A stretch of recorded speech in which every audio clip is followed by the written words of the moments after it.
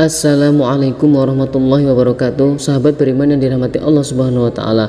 Hati ialah suatu organ tubuh yang paling utama dipakai untuk mengingat Allah Subhanahu wa taala atau berzikir kepada Allah, karena sebaik-baiknya zikir adalah zikir yang menggunakan hati.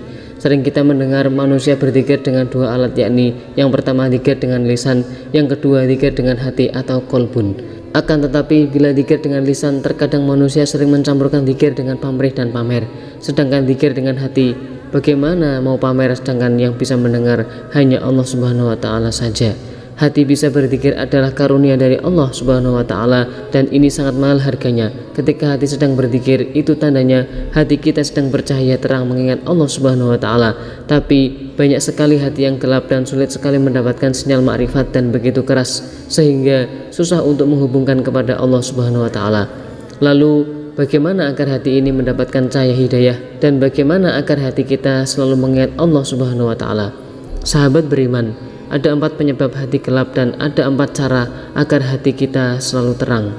Berikut ini adalah 4 penyebab hati menjadi gelap sebagaimana yang dijelaskan dalam hadis yang diriwayatkan oleh Abdullah bin Mas'ud radhiyallahu anhu.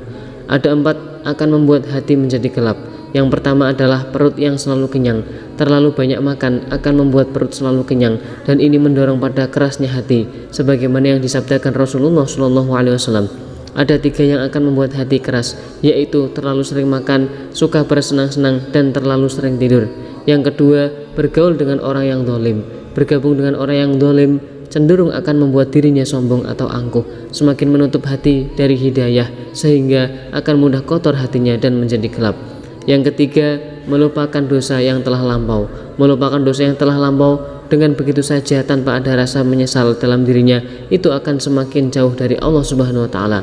Orang yang melupakan dosa dan kesalahannya juga akan dijauhkan dari surganya Allah Subhanahu wa taala. Semakin melupakan dosanya, semakin gelap hatinya, karena kotoran hati yang tidak dihapus dengan taubat akan semakin mengurung hati dan susah untuk bersih kembali. Yang keempat, memiliki banyak angan-angan. Memiliki atau mempunyai angan-angan dan harapan tidak didasari dengan merubah pribadi yang lebih baik, cenderung akan menyepelekan ibadah karena ia merasa akan hidup terus-menerus. Sedangkan ajal bisa datang kapan saja dan tidak bisa maju ataupun mundur meskipun 1 detik. Sahabat beriman, sedangkan 4 hal yang akan membuat hati selalu percaya adalah: yang pertama, perut yang sering merasakan lapar. Perut lapar yang dimaksud di sini berarti suka berpuasa dan mengosongkan perutnya dari barang syubhat, riba dan haram. Contoh misalnya para wali, mereka tidak akan makan kecuali setelah merasa lapar dan merasa sudah tidak ada tenaga lagi untuk beribadah kepada Allah Subhanahu wa taala.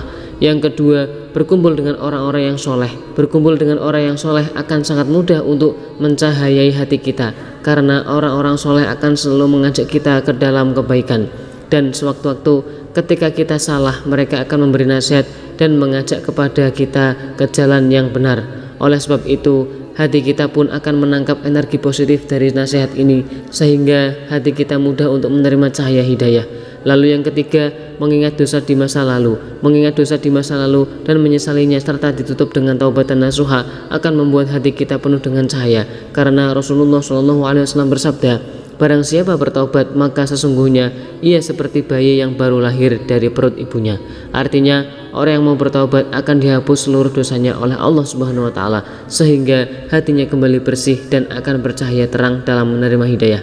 Kemudian yang keempat, pendek angan-angan. Pendeknya angan-angan akan membuat kita takut dengan datangnya ajal secara tiba-tiba sehingga kita merasa ajal akan segera datang. Oleh karena itu, kita akan senantiasa rajin beribadah dan tidak akan menyia-nyiakan waktu walaupun hanya sebentar.